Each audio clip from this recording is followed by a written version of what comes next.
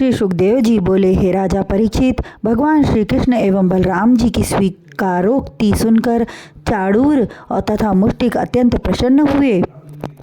तब श्री कृष्ण से चाणूर और बलराम जी से मुष्टिक कुश्ती लड़ने के लिए तैयार हुआ। मल्ल युद्ध आरंभ हो गया, किंतु इस बेमेल की कुश्ती को देखकर उन दोनों भाइयों को साधारण बालक समझने वाले मथुरावासी राजा कंस की अनीति देखकर कहने लगे कि महाराज कंस की उपस्थिति में यह पूर्ण रूप से अन्याय हो रहा है, इसलिए हमें यहाँ नहीं रहना चाहिए। यह कहकर वे वहाँ से उठकर बाहर चले गए।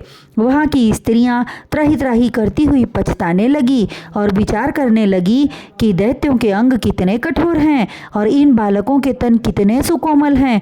यह सरासर अधर्म हो रहा है।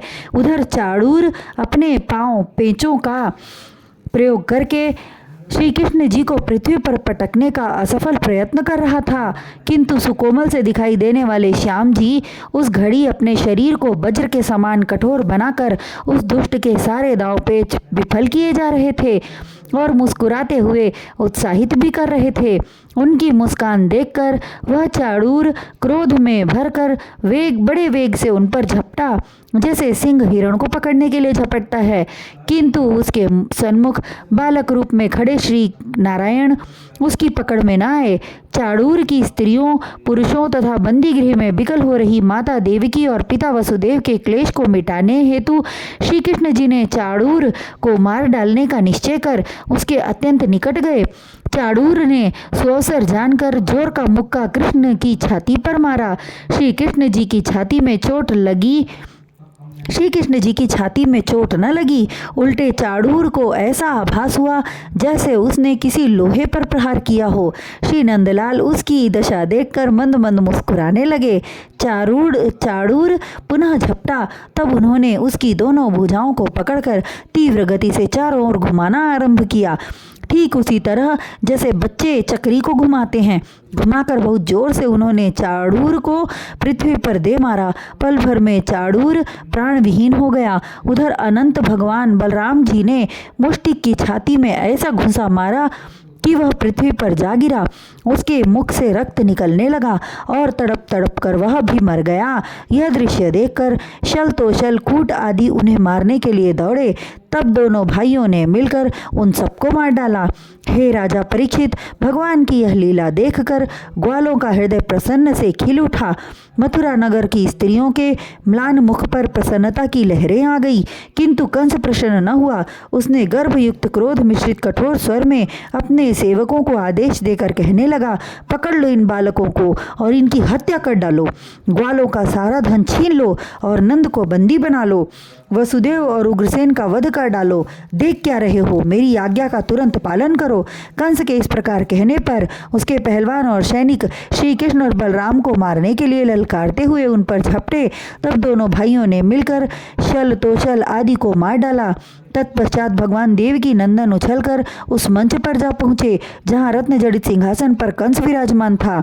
अपने शत्रु कृष्ण को अत्यंत निकट आया देखकर कंस ने अपना खड्ग तलवार उठा लिया और भीषण वार कृष्ण पर किया, किंतु नंदन श्री कृष्ण जी ने पैंतरा बदलकर उसके वार को खाली कर दिया।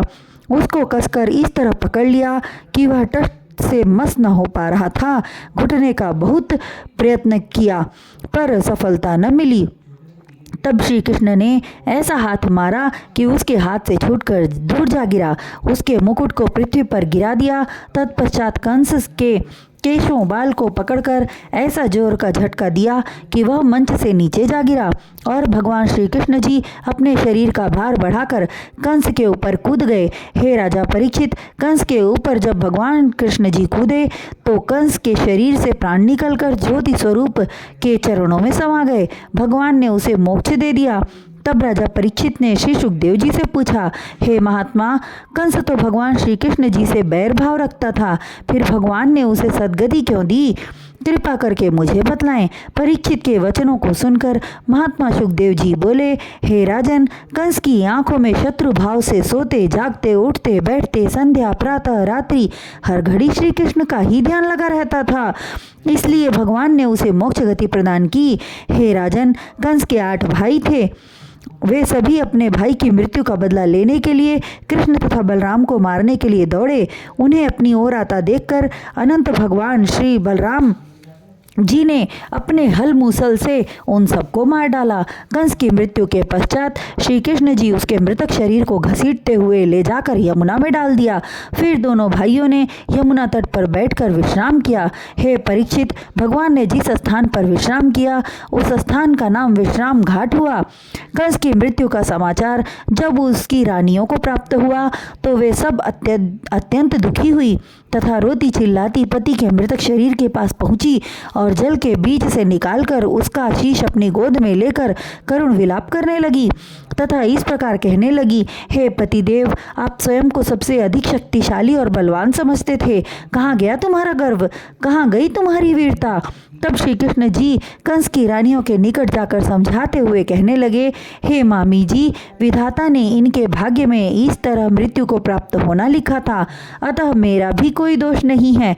मामा जी ने सदैव मुझे शत्रु भाव से देखा है। हे मामी जी, विधाता ने जो लिखा था वह हुआ, अतः अब तुम लोग विलाप न करो, अपने मन में धीरज धारण कर मामा जी का अंतिम संस्कार करो।